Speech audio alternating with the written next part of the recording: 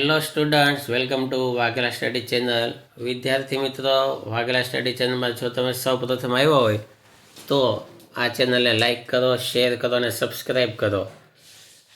તેમજ bell icon button દબાવી દો જેથી કરીને વાઘેલા સ્ટડી ચેનલના તમામ નોટિફિકેશનો તમારા સુધી ઝડપથી પહોંચી જાય. હવે વિદ્યાર્થી મિત્રો, તમને ખ્યાલ હશે કે ધોરણ 11 કોમર્સ અને આર્ટ્સ બંને માટેની વાર્ષિક પરીક્ષાની અસાઇનમેન્ટ આવી ગઈ છે અને આ વાર્ષિક પરીક્ષાની તૈયારી આપણે ખૂબ જ ઝડપથી શરૂ કરી દીધી છે. તો 11મા ધોરણનો આર્ટ્સ અને કોમર્સ માટેનો ખૂબ જ અગત્યનો વિષય ઇકોનોમિક્સ, તેનું સોલ્યુશન આપણે શરૂ કર્યું છે. અગાઉ મેં તમને વિભાગ એ અને બીનું સોલ્યુશન આપી દીધું છે. તમે ન જોયું હોય તો આપણી ચેનલમાં જઈને જોઈ લેજો. આજે આપણે વિભાગ સીનું સોલ્યુશન લેવાનું છે. વિભાગ સી, તેમાં પ્રકરણ પહેલાંની વાત કરીએ તો એના જવાબો. હવે તમે જવાબ માટે અસાઇનમેન્ટ સામે રાખજો. ડાયરેક્ટ મોબાઈલમાંથી વાંચો તો પણ ચાલશે, કેમ કે આ કાંઈ વિડીયો ડિલીટ નથી થવાના, રહેવાના જ છે. પરીક્ષા સુધી જ્યારે પણ મન પડે ત્યારે આ મોબાઈલમાંથી તમે વાંચી શકો છો. અને જો સ્કૂલમાં તમારે બુક બનાવવાની કહે તો આમાંથી ડાયરેક્ટ તમે ઉતારી લેશો તો તમારો સમય પણ બચશે. હવે પ્રકરણ પહેલું. સવાલ પહેલો, આર્થિક જગતમાં માનવીના મુખ્ય સ્વરૂપો કેટલા છે? તો જવાબ મુખ્ય 3 સ્વરૂપો હોય: ગ્રાહક, ઉત્પાદક અને શ્રમિક. સવાલ 2, આર્થિક પ્રવૃત્તિ અને બિન આર્થિક પ્રવૃત્તિના ઉદાહરણો જણાવો. તો આર્થિક પ્રવૃત્તિ જેની અંદર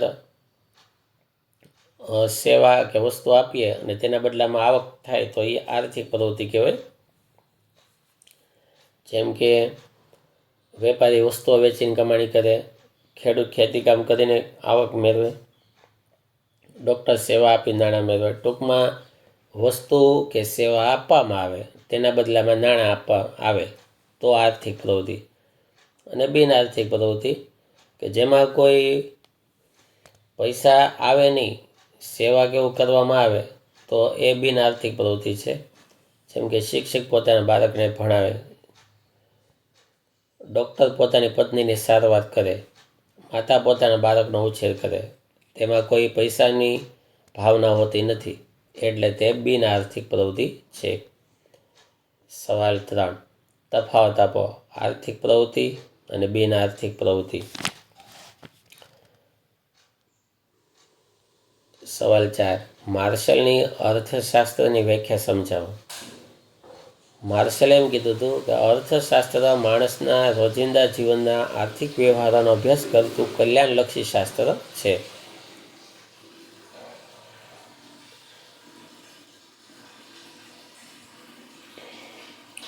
સવાલ 5, પાંચમો સવાલ છે, સાયબર ફ્રોડ આર્થિક પ્રવૃત્તિ નથી, સમજાવો.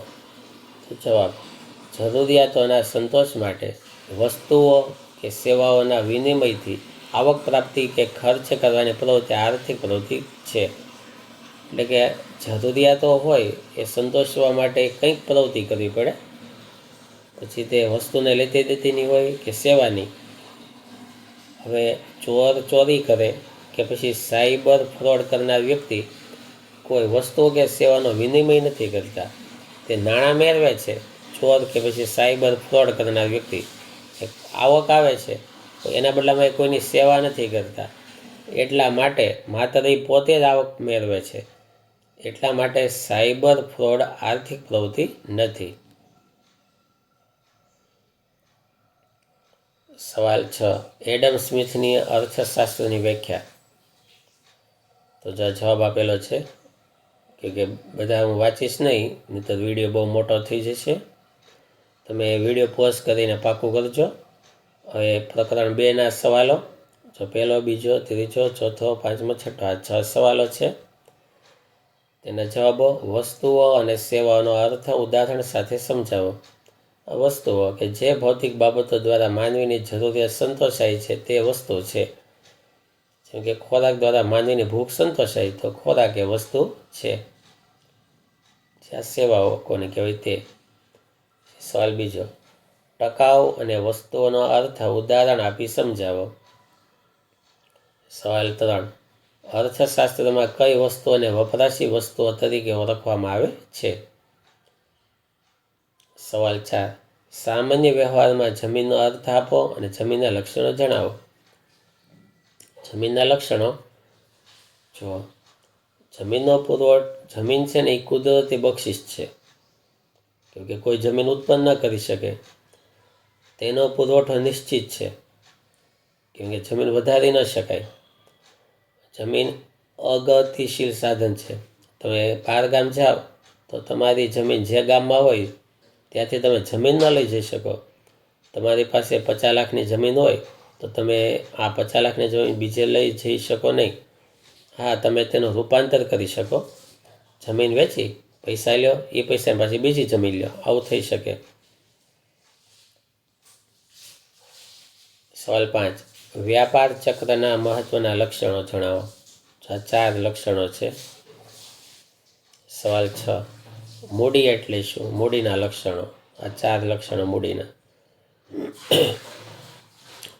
પ્રકરણ 3, તેના સવાલો ઘણા છે. 15 જેટલા સવાલો છે. જવાબો. માંગની મૂલ્ય સાપેક્ષતા એટલે શું? તો વસ્તુની કિંમતમાં થયેલ ફેરફારને પરિણામે વસ્તુની માંગમાં જે ફેરફાર થાય છે તેની સમજૂતી માંગની મૂલ્ય સાપેક્ષતા આપે છે.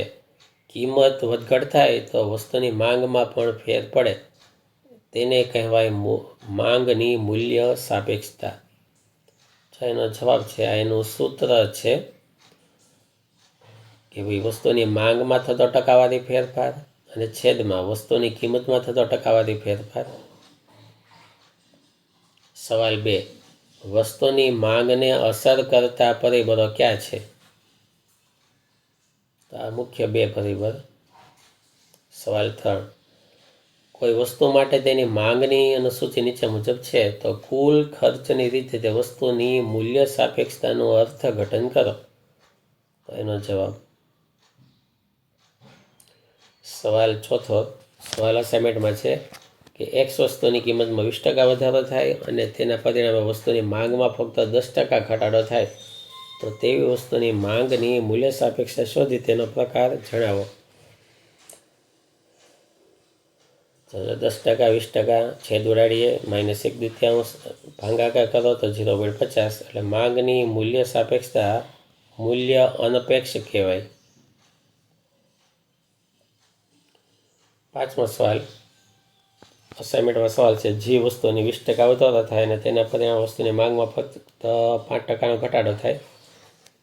ચોખ્ખું ન વચાય ને તો આ પાઠ્યપુસ્તકનો ફોટો છે. 30મું પેજ છે. પાઠ્યપુસ્તક પેજ 30, તેનો આ ફોટો છે. સવાલ 6, માંગનો નિયમ સાથી શરતી નિયમ કહેવાય છે. સવાલ 7, માંગ સર્જનના પરિબળો જણાવો. સવાલ 8, મૂલ્ય સાપેક્ષતાના માપનની પદ્ધતિઓ જણાવો. સવાલ 9, માંગ વિધેય એટલે શું?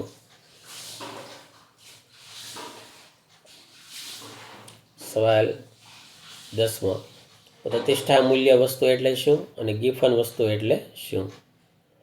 મોંઘી વસ્તુ હોય, મોંઘી કાર, આઈફોન, મોંઘા ઘરેણાં, આ બધું પ્રતિષ્ઠા મૂલ્ય વસ્તુ છે. અને ગિફન વસ્તુ એટલે હલકા પ્રકારની વસ્તુઓ કે જેની કિંમત ઘટે તો માંગનું સંકોચન થાય, તો એ ગિફન વસ્તુ. સવાલ 11, અવેજી અસર એટલે શું? સવાલ 12, માંગની આવક સાપેક્ષતાના પ્રકારો 3 છે. સવાલ 13, માંગના નિયમના અપવાદો જણાવો. સવાલ 14, કિંમત અને માંગ વચ્ચે વ્યસ્ત સંબંધ સાથી હોય છે.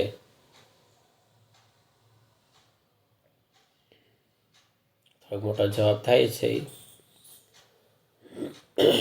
સવાલ 15, આવક અસર અને અવેજી અસર વચ્ચેનો અર્થ આપો.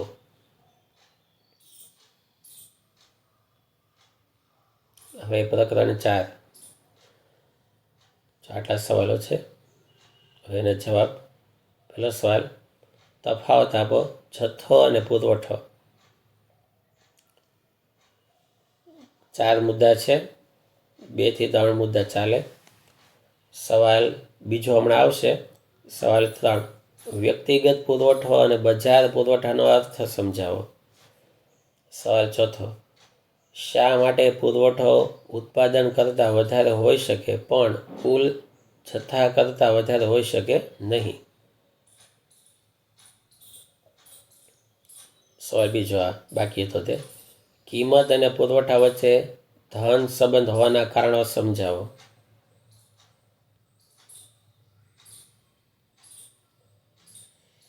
સવાલ 5, પુરવઠા રેખાનો ઢાળ ધન કેમ હોય છે, કારણો આપી સમજાવો.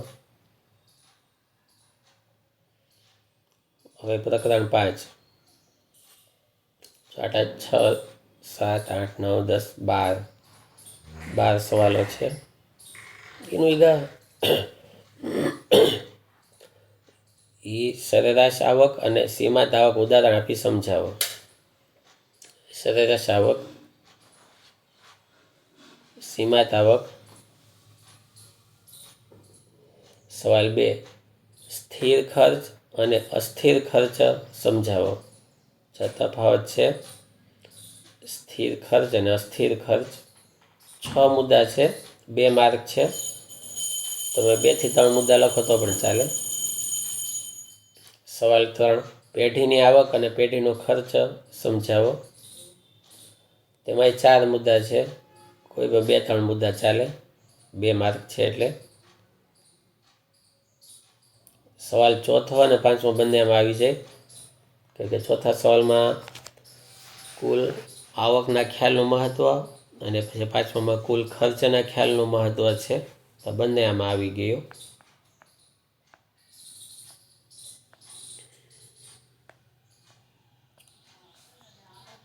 સવાલ 6, આવકના ખ્યાલોનું વર્ગીકરણ જણાવો.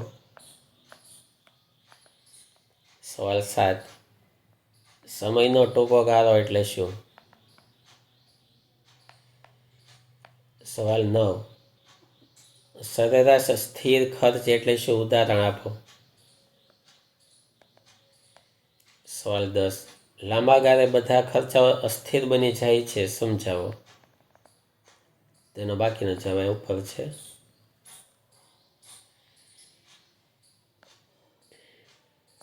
સવાલ 11, કુલ ખર્ચ અને કુલ આવકનો અર્થ આપો.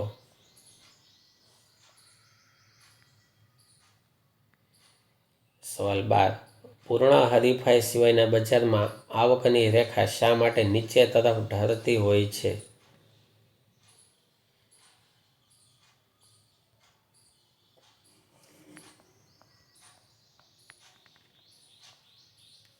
સવાલ 8, સમયનો લાંબો ગાળો એટલે શું. હવે પ્રકરણ 6, તેનો સવાલ પહેલો, પેઢીઓની મુક્ત અવર જવર સમજાવો. તેનો બાકીનો જવાબ. સવાલ બીજો, ગ્રાહકો અને વેપારીઓ બજાર માટેની પૂર્વ શરત છે, સમજાવો. સવાલ 3, ઉત્પાદનના સાધનોની ગતિશીલતા સ્પષ્ટ કરો. સવાલ 4, પાઠ્યપુસ્તકનો ફોટો છે, વચાય નહીં તો તેમાંથી વાંચજો, નહીં તો આમાં વચાય જ છે. સવાલ ચોથો છે,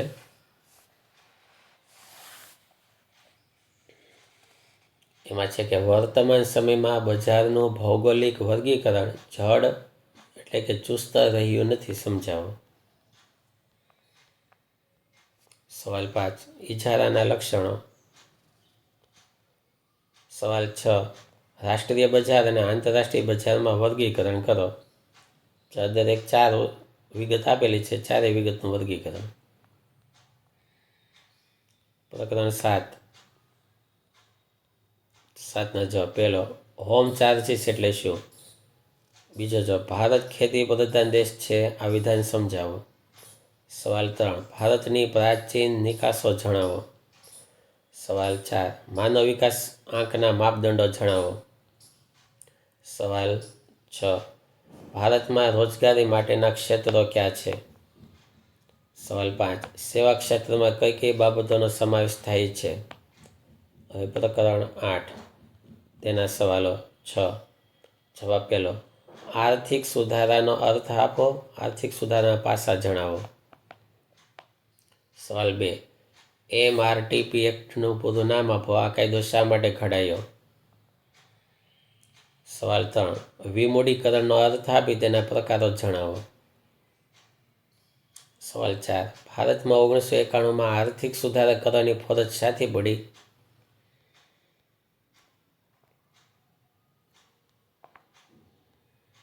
સવાલ 5. ફેરા FERA કાયદો સમજાવો. સવાલ 6. ઉદારીકરણના 2 લાભ જણાવો. પ્રકરણ 12 તેના 6 સવાલો છે. એ 6 જવાબો બુકમાં લખેલા છે. જો આ રીતે. પ્રાકૃતિક ખેતીના આયામો જણાવો. સવાલ 2. જીવંત આચ્છાદન કઈ રીતે થાય છે? સવાલ 3. સહયોગી પાકનું આયુષ્ય ઉદાહરણ સહિત સમજાવો. સવાલ 4. જૈવ વિવિધતાના ફાયદા જણાવો.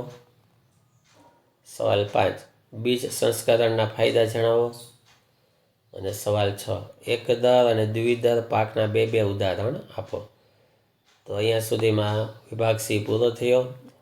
ડાયરેક્ટ મોબાઈલમાંથી પાકું કરો, પાકી બુક બનાવી નાખો. પણ વાઘેલા સ્ટડી ચેનલ જોવાનું શરૂ રાખજો અને તમારા મિત્રોને ખાસ શેર કરો જેથી તે પણ સારી તૈયારી કરી શકે. Thank you very much.